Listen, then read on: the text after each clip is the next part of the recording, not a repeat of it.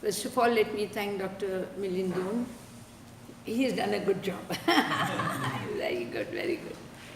And I'm so glad, last almost since 2001, I've been coming regularly to USA. And I have met a lot of people, almost 60 to 70 people have done spiritual sadhana with me, some of them at individual level, some of them in group level. And I must say, few people have picked up and moved on. And that is what normally we all look forward for. That somebody should be able to really, where we've given time, you have made use of it and you have also contributed something. So I must definitely give him a big hand.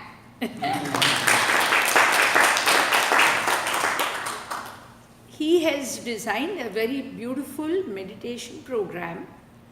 Whatever exchanges we've had, that's besides the point.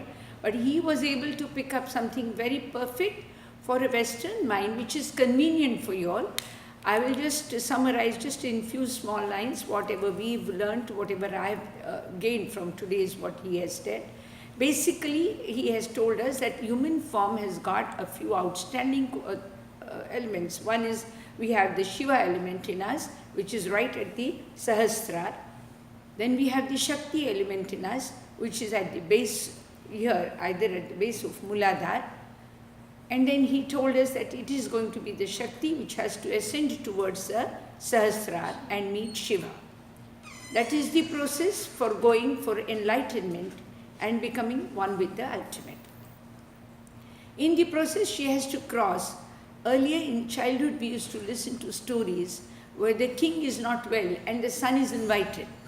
And the son is told by the medicine man that you have to go across the 7 oceans, the 7 mountains, and then 7 rivers, and whatever it is. And then you go to the other end, and you will find a little huge giant. There will be a parrot, and then the life in that parrot, and you have to bring that, and then you will be able to save your father. Exactly something like that. The Kundalini has to go through the various 7 regions. The lowermost is the earth region, and then we have the water region, we have the fire region, the air region, the space region, the light region, and the aura. So she has to cross all these in order to unite with the ultimate Shiva. Dr. Dhond also gave us the idea how we could cross. He has taken the Bija mantra, which we have. Yesterday we could have had the huge mantras, but this is most appropriate, most easy for most of you. So Bija mantras are their sound effects. The word Bindu, Bindu means the word itself. Like Lam, Vam, Hum, Sam, Yam, all these are Bija mantra. They are nothing but the sound effects. They are the sounds. And these are called Nad, Bindu. And the Nad is the result of that. That is the echo of those sounds. And that he has told us how it's going to help us to go. You can concentrate on just your Bija mantra and you start traversing or crossing over the regions. From the earth region, you can go right up to the, through water region, you can go to the fire region, then space, air, and then space, and then cross towards the light and unite with the ultimate. It's a very beautiful program, and with implicit faith in these words, because they are given to us. These are the mantras. Now the influence of words, as I tell, when we speak the normal words, these normal words create or bring about the manifestation of the earth. So if I want water, somebody will bring me water. But if I say hum, is somebody going to bring me nothing? Yes, but it's going to have an effect on the spiritual vibrations, the spirit, the internal universe truth, it's going to manifest. So when we are using the mantras, we might wonder how can just a mantra take us from one region to the other. Yes, let that mantra manifest and it will do the rest. Let the mantras manifest and it will do the rest. We are only asking them to come. We are only inviting those mantras and we are reciting those mantras so they help to manifest. Now, since he has taken a good meditation program, I don't want to disturb it at all because it's a very good program. So we don't need to have anything else added to it. But yes, then what I would like to then continue with is, what are the types of experiences we can have when we practice tremendous meditation? I think, is that a good program for all of you then? Will you be comfortable with it? What about you? Yes. So we will try and see what can happen if you continue to meditation, because you'll say, why should I meditate? What is it I want? What do I want? So let's see what all we can get. So there are a few, one page I have given all of you. We'll try to see if we can interpret these activities in understanding the results of meditation. Okay. Sorry, I could give you. you gave those out yesterday, but You want to hand them out? Yes, please. I'll keep one. You can have it. One more.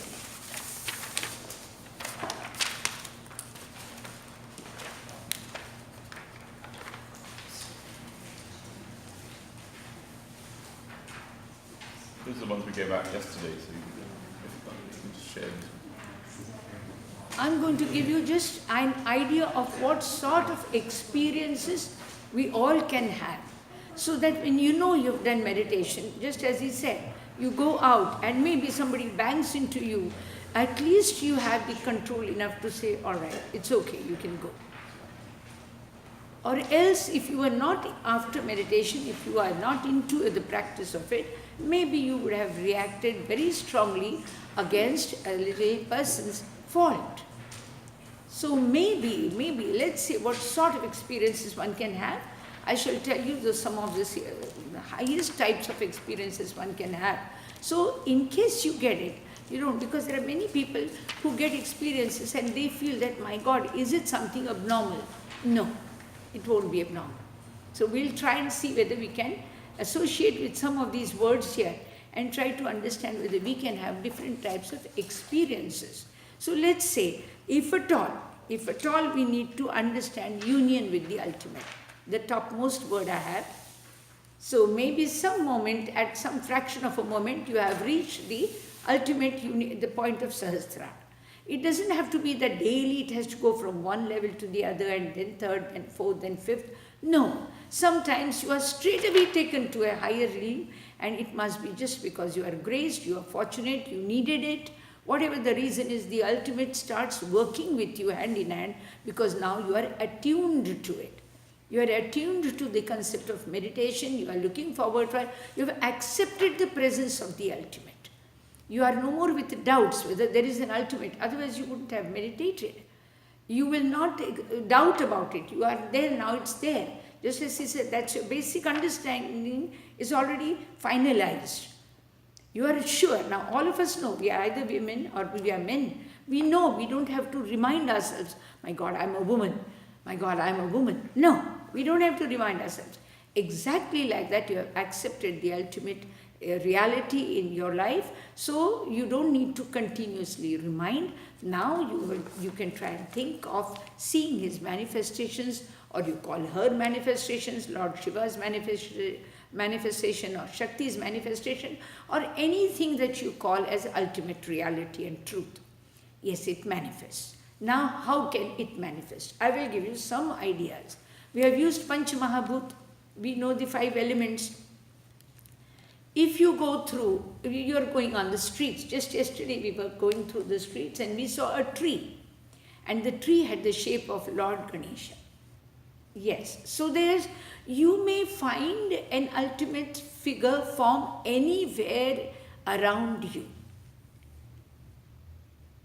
I remember we had been to, there is a very beautiful sort of a pilgrimage we have, and Ashtavinayak we call it, at 8 places. Lord Ganesha is considered as the god of knowledge.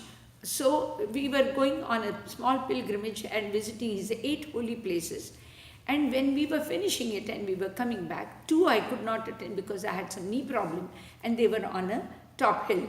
So I had to give up 2, and 6 I did and came back. While coming back, of course, as usual, I had my frustrations that I missed out on 2. And then suddenly I saw one huge cloud in the form of Ganesha in the space, in the sky. I looked at it and then I said, is that not a shape of Lord Ganesha?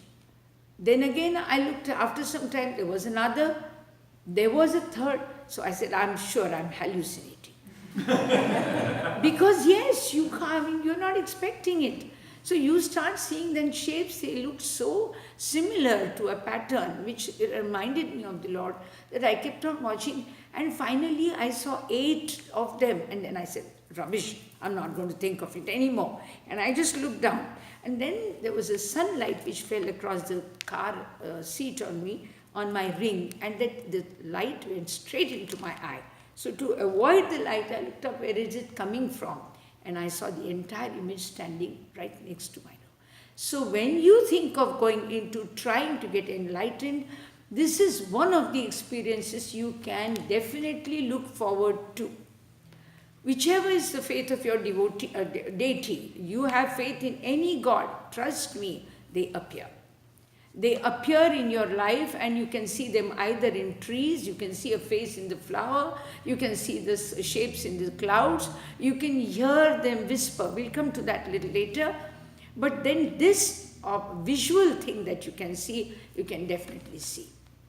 There's also sometimes a feeling of, suppose there is somebody who's looking up to you. Now, for example, some of you may want to look upon Milind Dhond as a master to you. Please, you must, if you want to, and you see that, then the moment you want to ask a question and all, he could, I'm just giving an example, he could feel a small, cold little breeze, just brushing across him, and he move out, and he will be a changed person for 2 minutes.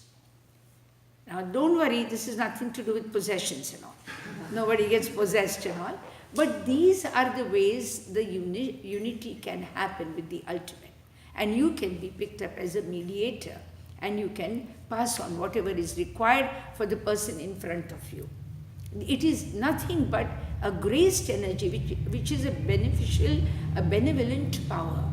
This energy is a benevolent power.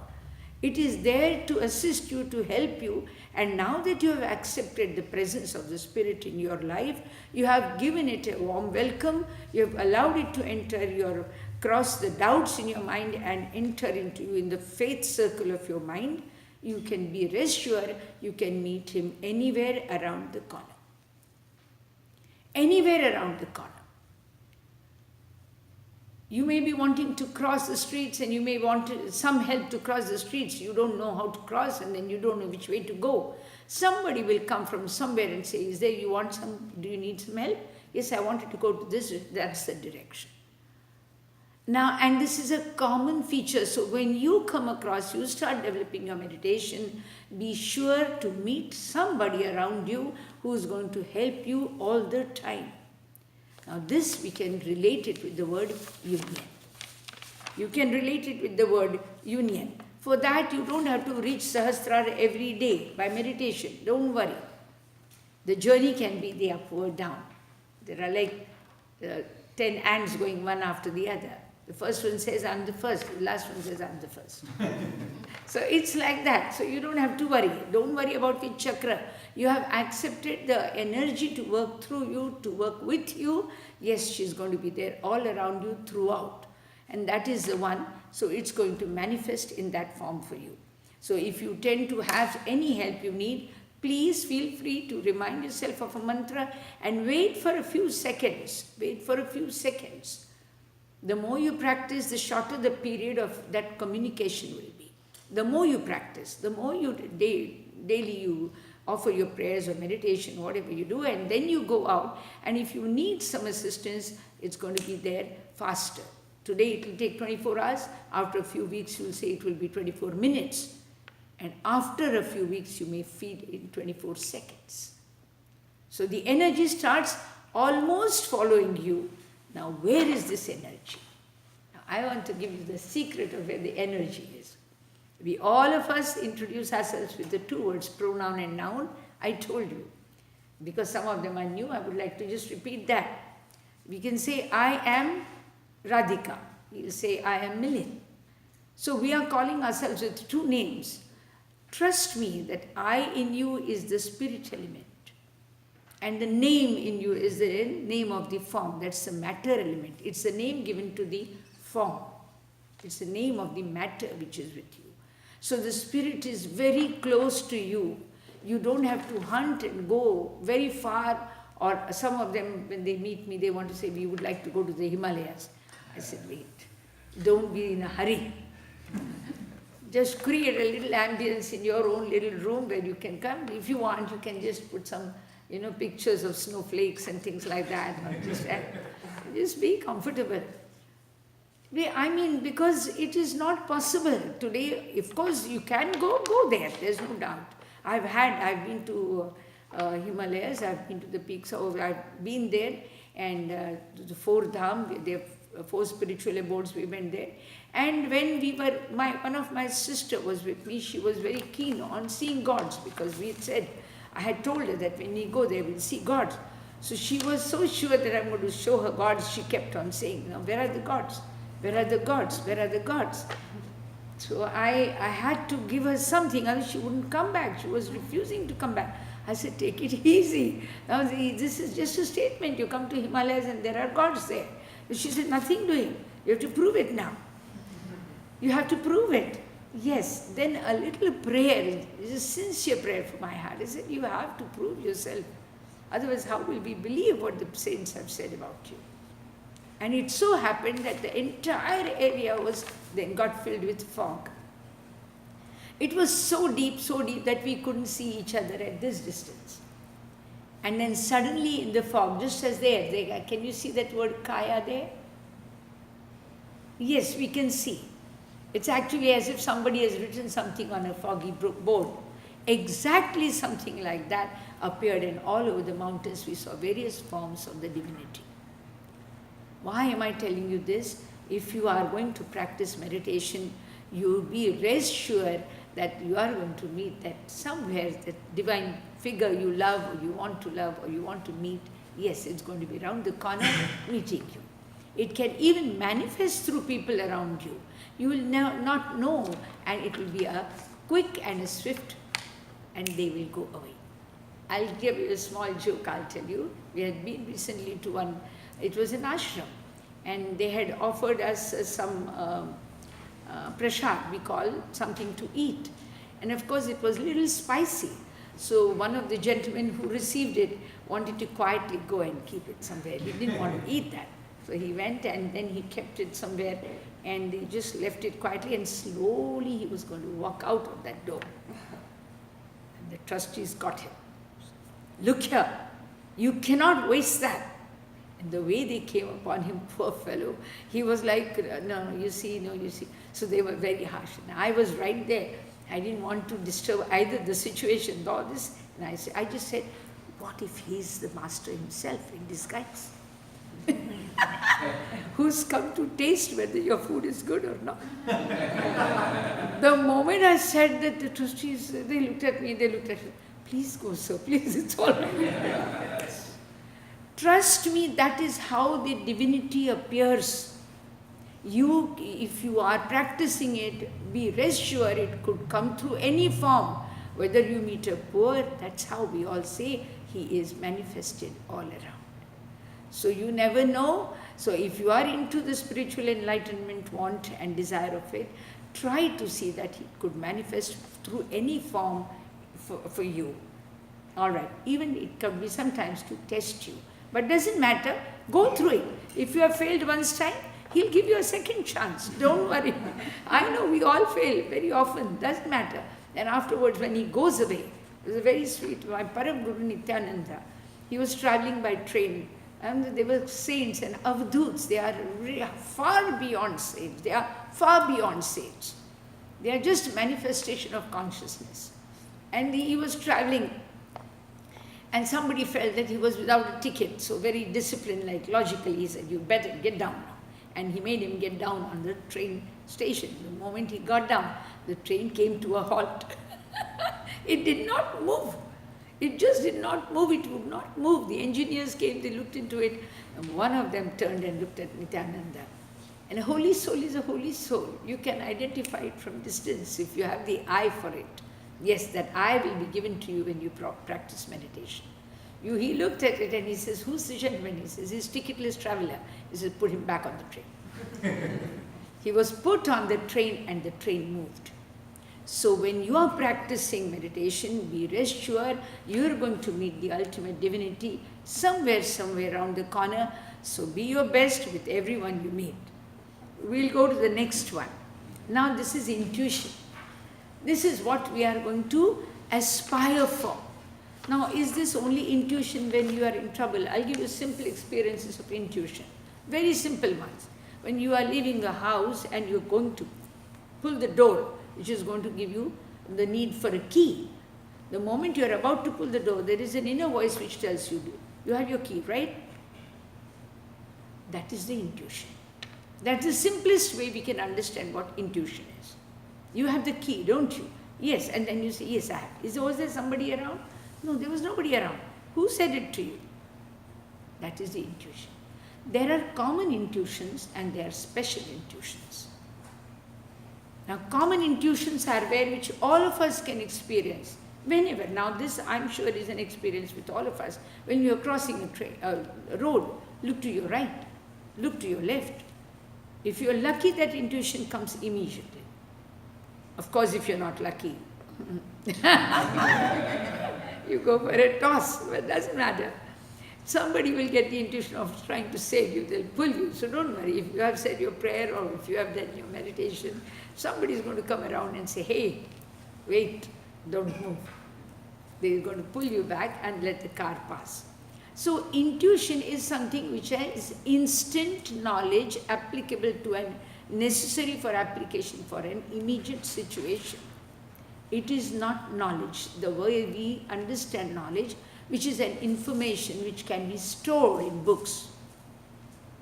That is, information stored in the book is called the normal knowledge. But intuition is something which is going to come to you just there and then when you need it. Just there and then when you need it. Now, what has made this intuition take such a powerful state in human life? Because the greatest of the saints who have written the best of the Gospels, they are nothing but intuitive words which have come to the minds of the great saints who have practiced meditation for long. So if you're going to really do meditation, this is the one advantage you should aspire for. You should aspire for. Am I going to come up with something grand? Yes.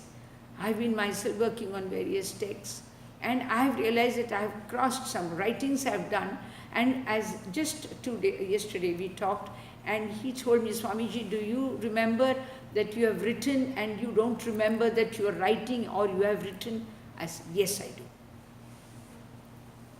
I don't remember sometimes. My English was not so good that I could have translated 9,000 Marathi couplets into English and a poetry form. But I don't remember if I have referred to a dictionary. I don't remember. Must have been hardly a couple of times. I don't remember still. It took me 2.5 years to complete the works. This is intuition which sustains through you if they want some great works written by you, painted by you, drawn by you, designed by you. I believe Jeff and all, they have come across creating something. What was it that he created? Product. A product was being designed and it was intuitively. He led Jeff to ask him to go again into a meditative mood and see what is there. There's one more lady at California I met this time. She said every time, her name is Julia. They are a beautiful couple, Julia, and his name is also Mike.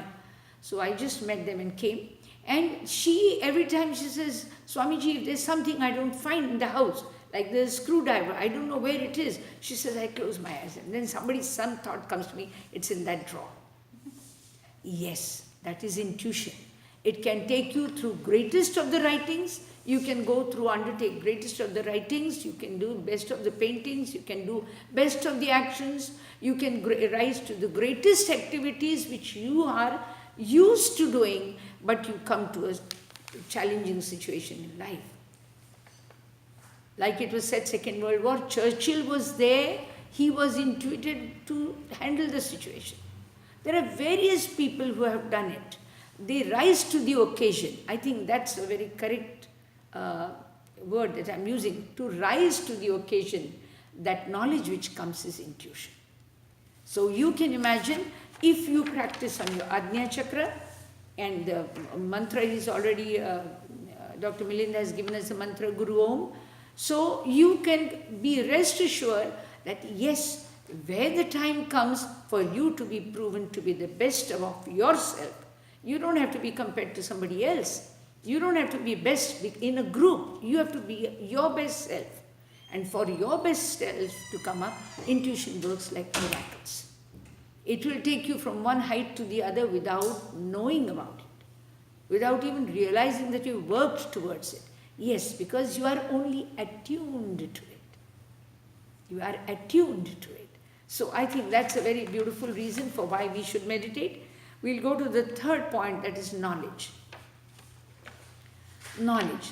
Most of us have realized that we are basically not driven to wanting to learn. Normal common man is not driven to wanting to learn. He is so busy in his day-to-day life that if somebody says, well, how about learning something new? Oh my God, I don't have time. So it doesn't matter.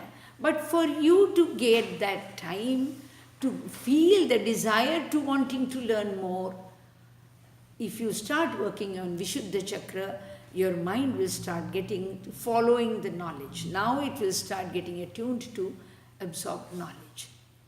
Now, how will that knowledge come? Just 1 year back, I learned digital marketing. I was very happy with myself. So I wanted to learn something. Now somebody comes and tells me, come on, now you're 70. Now do you think it's all required by you? I said, I don't know. I want to learn something new. I want to learn something new. So this desire that you have for can be rectified, can be improved, can be focused upon when you decide to meditate every day. Let's say on Vishuddha Chakra, you can take 1 week, 1 chakra per day. We have got 7 days and 7 chakras. Feel free. I know, on Monday I'll be at Muladhar, on Tuesday I'll be somewhere. But I'll give you the correct locations. Muladhar, we'll do it on the 3rd, Wednesday. The Thursday is here. Thursday is here. Friday is here. No, wait, just let me give you. Sunday is here. Okay, that's a Manipur Chakra. Then Monday is the Moon Chakra. That's a Swadhisthana. Then Tuesday, it's Mangal. Mangal is Mars. It's the 3rd, that is on Muladhar Chakra. Then 4th is here. Sahasra, on 4th day of the week, that's Thursday. Then you come here, and then Friday, and then Saturday, and Sunday. You go, and of course, I might not be correct in saying it now, but I gave you the idea. So you can take 1 day per chakra. That's all. Today I'm going to only concentrate on Swadhisthana. Today I'm going to only concentrate on Manipur. Go ahead, practice it the way you want, and give it full justice. Give it full justice, because it's going to help you. Now that's going to give you with knowledge. Now knowledge is, it's of course already, which is out in the manifested form, in the form of either words or books or speech or oratory, or somebody around you will be storing that knowledge for you. So let's give a simple example. Suppose I want to say, how do I go from here to the airport? So somebody here will have the knowledge of it. It's already there. It doesn't have to be intuitive for me, because that won't come for intuition. I mean, if I say I want to go to the airport, somebody will come in and then offer that information. That will be intuitive knowledge also, but it will be through someone. So intuitive knowledge about airport, or of course we have this, why don't you open the Googles and the map? That's intuitive knowledge again. So it's going to be there, but knowledge is stored information which takes time, but there is knowledge which lasts for years and years and thousands of years together. Some knowledge has vanished, has got lost. They were timely arranged. They come for a short time, they are used, and then they get over with. But there is some knowledge which decides to last long enough. That is the knowledge which you can compare to the intuitive knowledge which has manifested and now presented itself in the form of works. So knowledge has its own different variations. You can experience them. You may want to learn those texts which have had a long lasting, standing, long standing. And you will be driven to do it. When you are meditating, you want to know what is yoga, what is the form of the actual reality, what is Sat, what is Chit, what is Ananda, or whatever you want to know about. What is Brahma? What is there? There are definitions. I've got about 50 definitions we can tell you. What is Brahma? What is Brahma? It's a natural state of the ultimate. And he was saying, canvassing state, a state which has got absolutely the totalness of joy but unexpressed. A totalness of awareness, unexpressed. A totalness of awareness, unexpressed. It's an unexpressed state. You have the water, the ocean, unexpressed. When does it get expressed? In the form of wave. Like that thought is an expression. But a thought. So for example, somebody comes and tells that I wanted to know about, let's say something about computer. So would you be able to tell? So the person says, I have actually not worked on computer for a long time. But today if you want, I can think about it. And I can work and I can give you the complete idea. But I have not worked on it for a long time. Did you get the point? So there is a state where knowledge is not tapped. The energy is not tapped. But if you want to tap it, the energy is there. So knowledge can be there. It is already there in you in an unused form. I'll give you a better example. Bank, the money sometimes. People love to keep it somewhere in the form of some whatever. I don't know how you all do it, but we do it in fixed deposits and things like that. So that money is not tapped. But the moment there is a situation which comes, somebody will remind you, well, there's something we can use. And then you tap. So there is a difference between a stable situation and a tapped situation. That tapped situation is what we need when we want to use the knowledge. Until then, the knowledge stays in an unused situation.